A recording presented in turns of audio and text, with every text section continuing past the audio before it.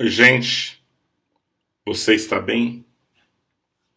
Eu estou compartilhando com você a leitura do livro escrito por Ed Silvoso, Eclésia, a Revolução Começa na Igreja. Estamos lendo o capítulo 1, cujo título é Igreja, uma proposta radical. Nós paramos no meio do capítulo e eu estou dando sequência, então essa é a parte 2, a origem da Eclésia. Na época do nascimento de Jesus e durante toda a sua vida na terra havia três instituições principais em Israel: o templo, a sinagoga e a eclésia. Costumava-se supor que todos os três eram instituições religiosas, mas apenas o templo e a sinagoga se encaixam nessa descrição.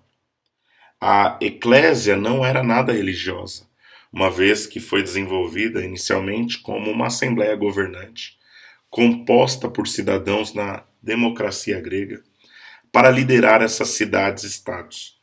Consistia de homens de 18 anos ou mais que haviam cumprido 2 anos de serviço militar, em essência, pessoas comprometidas substancialmente com as suas cidades-estados. Em um sentido mais amplo, eclésia, com E minúsculo, também passou a significar uma assembleia de cidadãos devidamente convocada, quando os romanos mais hierárquicos substituíram os gregos no cenário imperial. Assimilaram o conceito. Consequente, o público em geral, nos dias de Jesus, compreendia o significado de eclésia com E minúsculo, tanto como uma instituição secular, como o sistema governamental que ela representava. Encontramos um exemplo da eclésia com E minúsculo, helênica, no livro de Atos, quando os associados de Paulo, Gaius e Aristarco foram arrastados para o teatro de Éfeso, uma colônia romana. Em resposta a uma queixa traduzida pelo sindicato local de ourives, a palavra eclésia, com E minúsculo, traduzida como assembleia neste exemplo, veja Atos 19:32 e o verso 39, é a mesma apresentada em outro lugar no Novo Testamento, com o sentido de igreja. Aqui, eclésia com E minúsculo refere-se à multidão duas vezes, e uma terceira vez ao próprio tribunal, mostrando que o termo foi empregado para descrever um grupo de pessoas reunidas para conduzir assuntos governamentais.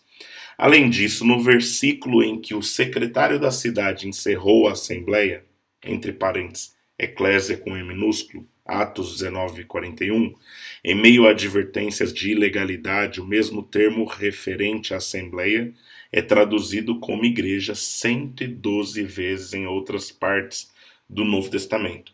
Portanto, é possível perceber que esse modelo de assembleia é precisamente que Jesus escolheu para imitar conceitualmente, como veremos em mais detalhes posteriormente. É algo muito revelador o fato de Jesus não ter dito eu edificarei o meu templo, ou eu edificarei a minha sinagoga, as duas principais instituições religiosas judaicas.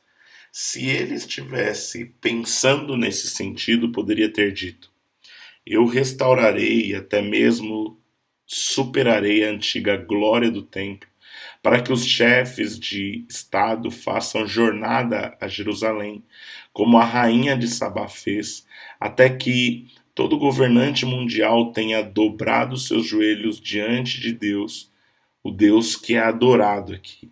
Ele também poderia ter dito: eu construirei minha própria rede mundial de sinagogas para tornar o evangelho disponível às pessoas em todas as nações.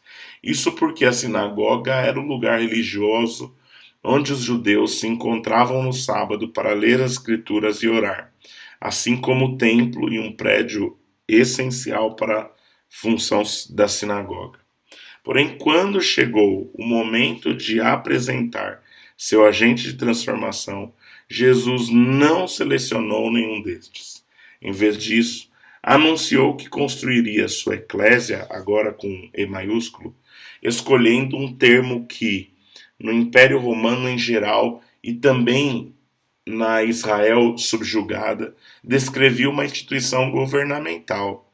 O Senhor não descartou tudo o que acontecia no templo ou na sinagoga, mas assimilou componentes significativos de ambas as instituições em sua eclésia, em maiúsculo. Do templo, manteve-se a presença de Deus, da sinagoga o papel central das escrituras e a comunhão dos membros. O templo e a sinagoga diferem, no entanto, da eclésia com E maiúsculo de Jesus nas áreas de constituição, localização e mobilidade. Os primeiros eram instituições estáticas que funcionavam em prédios para onde os membros tinham de ir em determinadas ocasiões, enquanto a eclésia, com E maiúsculo, era um movimento sem prédio. Um movimento sem prédio e ambulante de pessoas projetado para operar no mundo dos negócios 24 horas por dia, 7 dias por semana, com o propósito de ter um impacto sobre tudo e todos. O Conventus, uma advertência fascinante. As versões grega e romana da Eclésia, agora com E minúsculo, apareciam em diferentes formas e tamanhos, todas relevantes para o assunto em questão, mas um formato é especialmente notável: o Conventus Civium Romanorum, ou somente Conventus. Segundo Sir William Ramsay, quando um grupo pequeno de pelo menos 2 ou 3 cidadãos romanos se reúnem em qualquer parte do mundo, constituíam um conventus, com uma representação local de Roma, mesmo que a geografia os separasse da capital do império e do imperador. A união deles como concidadãos automaticamente trazia o poder e a presença de Roma para o seu meio. Esta era de fato a eclésia romana em um microcosmo.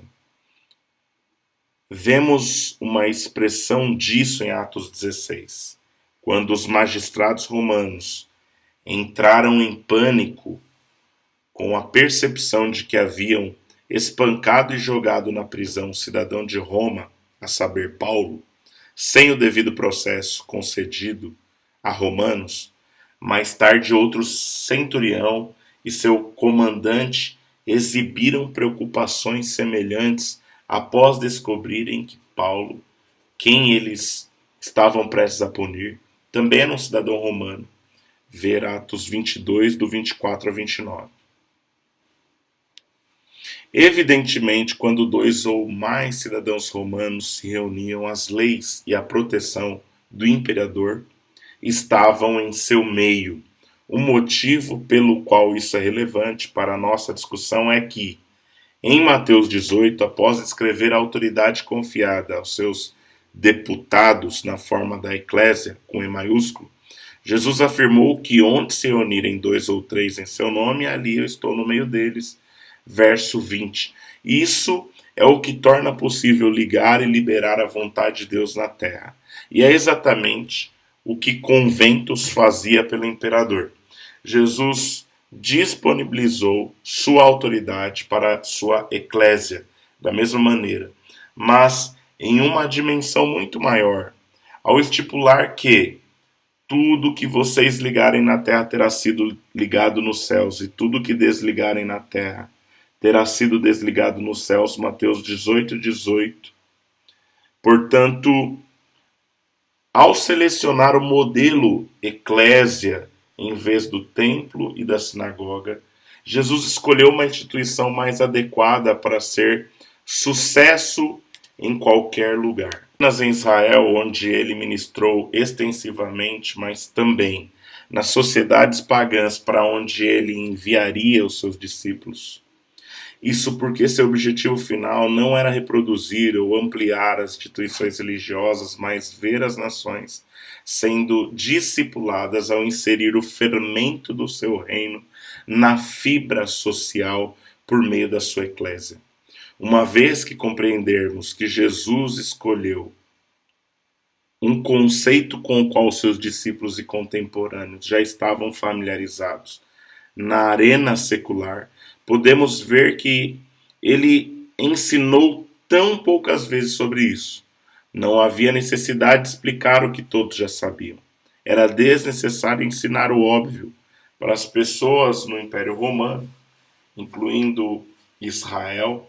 A eclésia era um conceito tão familiar quanto a Assembleia Estadual é para aqueles que vivem em uma democracia ou a equipe administrativa é para os funcionários de uma empresa. Não havia necessidade de que Jesus ou os escritores do Novo Testamento descrevessem para suas audiências o que já era conhecido como uma instituição de tomada de decisão formada por pessoas com o objetivo de impactar a sociedade. Era necessário que Jesus ensinasse extensivamente sobre o reino de Deus, ou seu equivalente, o reino do céu, como um novo fator na equação, tanto que ele fez referência ao reino mais de 100 vezes, transformando mesas em púlpitos. O crescimento super rápido da eclésia no Novo Testamento foi possível porque Jesus fez andar em trilhos sociais já existentes, no caso, refeições. Isso está presente na primeira descrição da Assembleia, eclésia, com E maiúsculo, de seus seguidores logo após o Pentecoste, onde eles foram vistos da seguinte forma: e perseveravam na doutrina dos apóstolos e na comunhão e no partir do pão, entre colchetes, comer e na oração. Atos 2,42, Almeida Corrigida Fiel, acréscimo e grifo do autor. Porém, esta não foi uma ocorrência única ou esporádica, uma vez que um dos exemplos mais comuns de reunião da igreja no Novo Testamento é quando os cristãos participam de uma refeição a qual, somada à doutrina dos apóstolos para verificar e obedecer à vontade de Deus, foi promovida de uma simples refeição para uma assembleia. Essas refeições constituíram um fórum inclusivo, ao contrário do templo e na sinagoga, inserindo assim a eclésia na vida secular, cotidiana, em vez de isolá-la dela. Ao fazer a eclésia rodar em modelos sociais que já existiam, as refeições, Jesus transformou as mesas em púlpitos e casas em salões de reunião onde estranhos eram bem-vindos, fazendo com que fossem os principais candidatos a serem evangelizados.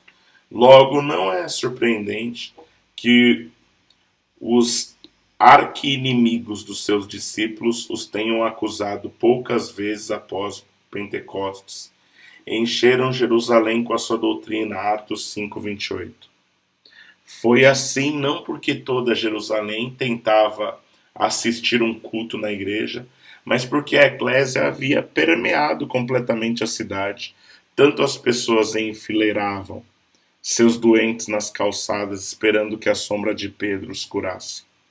Foi isso que transformou a cidade em um campus de extensão municipal para a eclésia, veja Atos 5, do 15 ao 16. O motivo pelo qual isso aconteceu, primeiro, foi porque Jesus não confinou a reunião de seus seguidores em edifícios ou sujeitou-os a uma programação rígida de liturgias centralizadas. Em vez disso, eram pessoas que constituíam sua eclésia, onde, quando apenas 2 ou 3 se reuniam, com a sua presença manifesta no meio deles.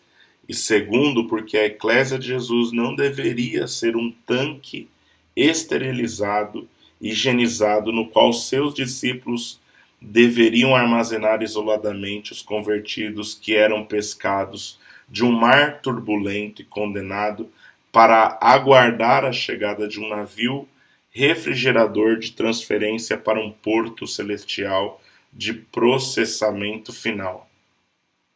Meu Deus, forte. Eu vou repetir, gente.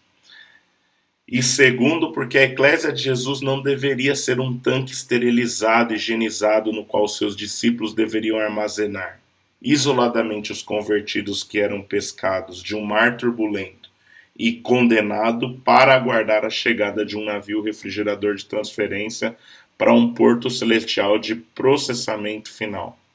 No lugar disso, sua eclésia, ou seja, na expressão embrionária do conventus, ou em uma versão mais expansiva, foi projetada como veículo para injetar o fermento do reino de Deus na massa, que é a sociedade, para que primeiro as pessoas e depois cidades e finalmente nações fossem discipuladas. Veja Atos 1:8, 5:28, 19:10, Romanos 15, versos 22 a 24 e Apocalipse 21, 24 a 25. Da mesma forma que Roma fez a sua presença, poder, cultura serem sentidos nos confins do seu império, Jesus projetou sua eclésia para que a sua presença, poder e cultura também fossem conhecidos, mas com uma ressalva revolucionária que lhe deu a vantagem. Ela teria autoridade para legislar tanto no reino visível como invisível, de modo que as portas do Hades não pudessem prevalecer em nenhum dos seus domínios. No coração de todo grito de avivamento hoje, há sempre um desejo profundo de encontrar o caminho para a majestosa e toda poderosa eclésia que Jesus implantou, livre de qualquer forma de restrição ou contenção e transbordando de poder. Esta é a jornada em que nos lançamos. Permita-me então compartilhar com você onde estamos agora e como chegamos até aqui. Este é o final do capítulo 1.